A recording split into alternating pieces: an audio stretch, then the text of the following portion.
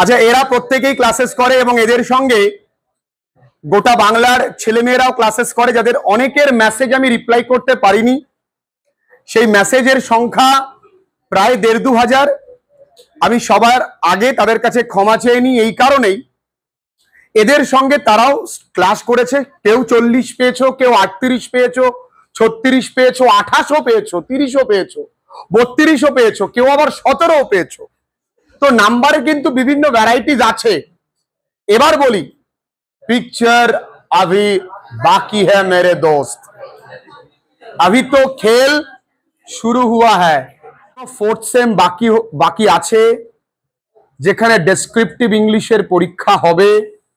দেখা গেল কোনো একটা স্টুডেন্ট প্রথম সেমে 40-এ, সে পেল 36, পরের সেমে 40-এ সে পেল 20, তাহলে তার মার্কস হবে 56, তার সঙ্গে 20 অ্যাড হয়ে 76। আমি বলেছি লাইফ ইজ আ রেস, এইখানে খেলাটা কিন্তু একটু অন্যরকম। 76-এ অনেকে খুশি। কারা? যারা মনে করে মাধ্যমিকে আমি হয়তো 36 পেয়েছি, তাদের কাছে 76 ইটসেলফ আ গ্রেট মার্কস। অবশ্যই এমসিকিউতে 40-এ যারা মোটামুটি 35 থেকে 40-এর মধ্যে নাম্বার করে ফেলেছো, ভালো কথা। কিন্তু আমি বলবো এই 40 নাম্বারে যেটা ফোর্থ সেমে, সেখানে মিনিমাম তোমাকে 35 পেতে হবে, এবং এটা কোনো ব্যাপারই না। আমি এখানে আজকে চ্যালেঞ্জ করছি, বহু ছেলে মেয়েরা 35 পাবে এবং তার বেশিও পেতে পারে।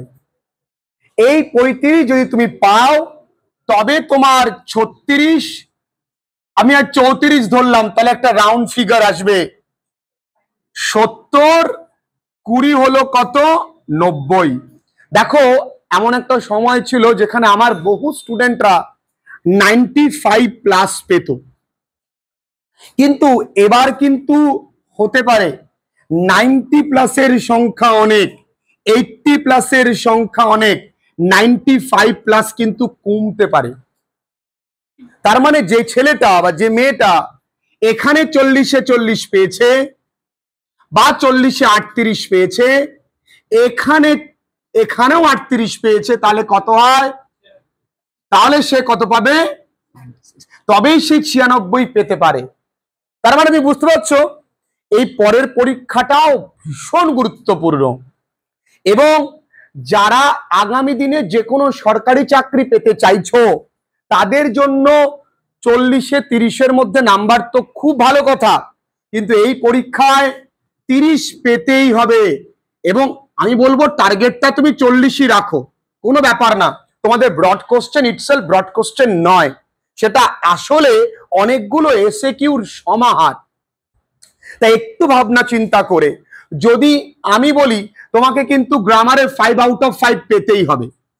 ইমেল রাইটিং অ্যান্ড ব্লগে 5-এ 5 পাওয়া যায়, ইমেল রাইটিংও 5-এ 5 পাওয়া যায়। রাইটিং এ যেখানে আমার ফুল মার্কস পাওয়ার পসিবিলিটি কম, সেখানে আমি পেয়ে যাব। আমি ইমেল রাইটিং একটা প্রকার শিখবো।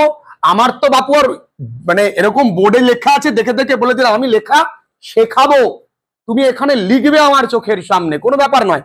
ব্লগও তুমি একা একা লিখতে পারবে, কোনো ব্যাপার নয়। আমি যে কটা দেবো তার মধ্যে থেকে আসবে, 5 আউট অফ 5 পাবে, এবং ঠিকঠাক ফরম্যাট মেনটেন করে লিখে আসতে পারলেই ফুল মার্কস হয়ে গেল। ভীষণ সোজা। তো রাইটিং নিয়ে আমার চাপ নেই, গ্রামারেও কোনো রকম চাপ নেওয়ার কোনো কারণ নেই। গ্রামার আমি যা করাবো তার বাইরে থেকে কিছু আসবে না।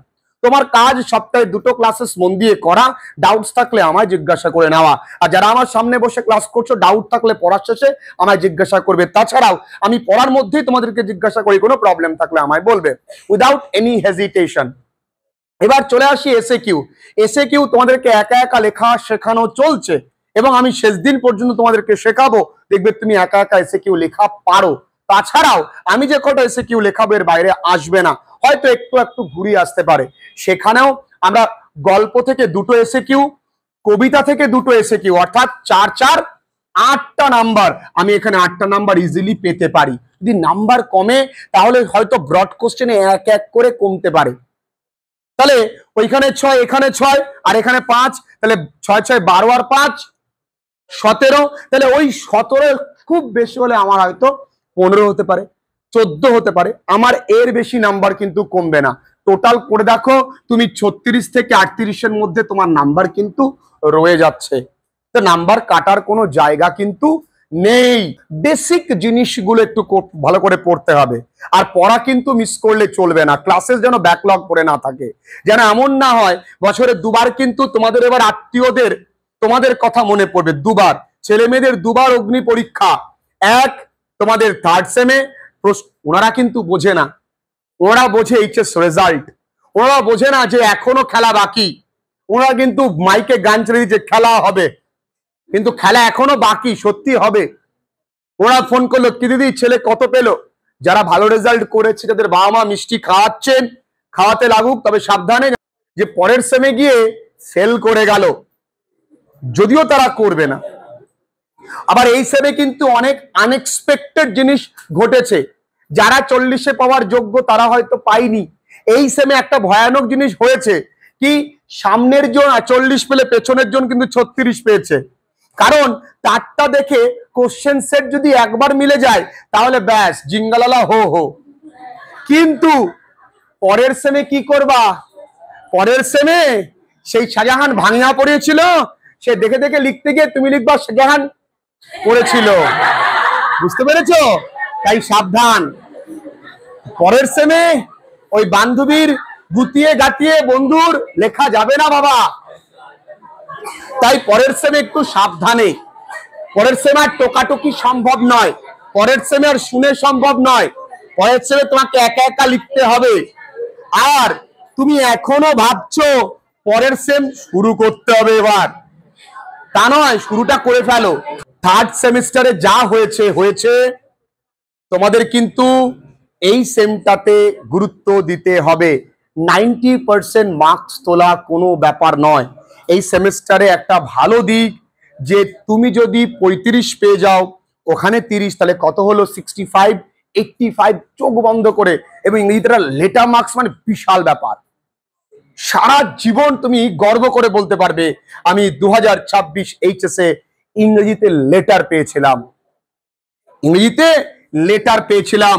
কারণ এই লেটার কথাটি যদি অ্যালফাবেটিক্যালি আমরা লিখি তাহলে দেখতে পাবো 80 হবে, জানো তো। যদি আমরা L A B C D E F G H I J K L, তাহলে গুনে রাখো যত নাম্বার আসছে ততগুলো করলে 80 হবে, সেজন্য নাম কিন্তু লেটার। তাই এই লেটার মার্কস তোমার জীবনে যেন রেড লেটার ডে নিয়ে আসে, সেজন্য একটু মন দিয়ে ক্লাসেস করো, আর কিচ্ছু লাগবে না।